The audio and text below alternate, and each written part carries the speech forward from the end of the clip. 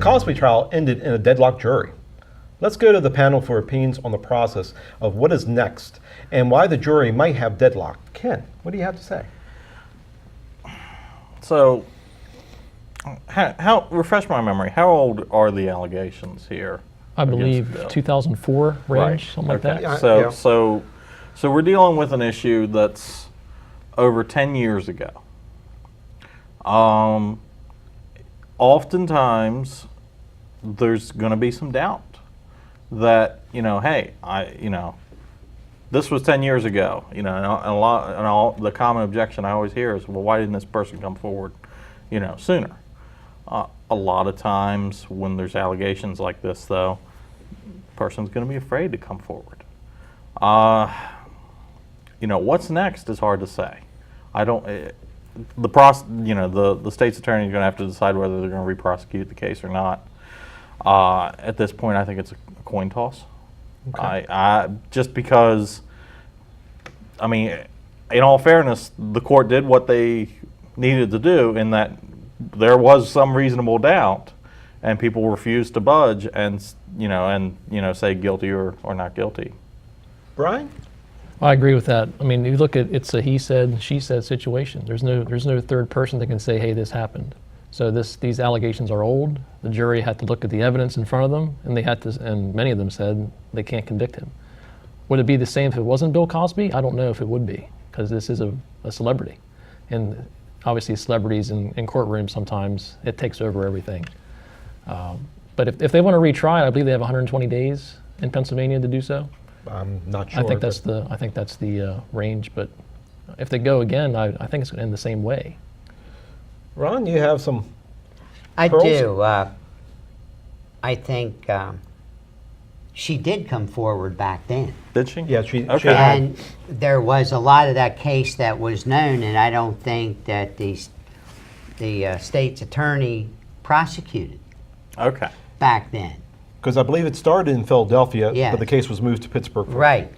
So, and by not coming forward, after a period of time, which she did come forward, after they got involved in this whole thing, we're looking at one particular case, and the judge, in my opinion, faulted in not letting more people testify, because there were 52 plus more cases that Cosby was involved in. If you look at one case and look at one problem, is one thing. But to look at 52 plus, that tells me there was a characteristic or a trait about Bill Cosby that people didn't know or didn't want to know or should have known. Or turned a blind eye. Well- Yeah, or turned a blind eye because of how many different women he did this to. But he also settled some of these cases so he wouldn't have to go through the legal process.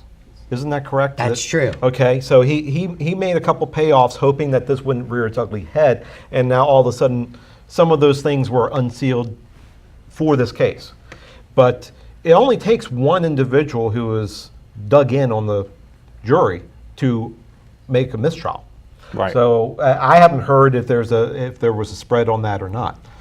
If it was just one person or if it was more than one on the I jury. think what I read, it was multiple people. Yeah. so, but- Well, I would think that's- that they would now do a definite jury review and talk to the jurors of what the problem was before they move forward. They certainly ought to go to some extent to find out what went wrong in the prosecution's case.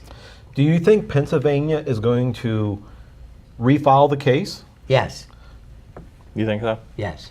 I'm unsure on it. I haven't been following it as closely. So I followed it relatively close, and I think you're going to find Pennsylvania will reopen the case, and hope. I think the same judge will hear the case, just with a different jury. Do you think they're going to be able to find an impartial jury? I mean, the challenge is that everyone knows who Bill Cosby is. And then this was just played out in the media over the last month or so. So they're aware of what took place. So it's going to be tough to find someone who has informed an opinion on this case. Yeah. Brian? That's very true. I just served on the jury panel 2 months ago in Washington County, and they're pretty good about going through the jurors in terms of, do you know this person? Do you know anything about what's going on? It's going to be harder for a case like you said to be able to find some impartiality with that. Yeah. It's gonna, if they do try to retry it, it's gonna be really hard since so much of the case has been made public. Now that the prosecutor has had a loss in front of them, they might want to try to redeem themselves, but who knows if that's going to happen or not. So Ron, you would refile. Well, I'd refile in a heartbeat. Brian? I would if I knew for sure that I have a better chance again. It's going to be tough to decide though. In front of the same judge? With possibly a tainted jury?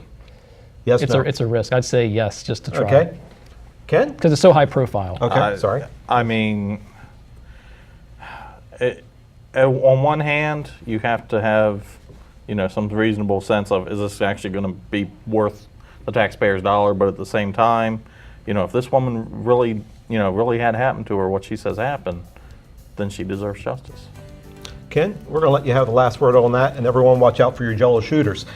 Next up on the Fast Five, stay tuned.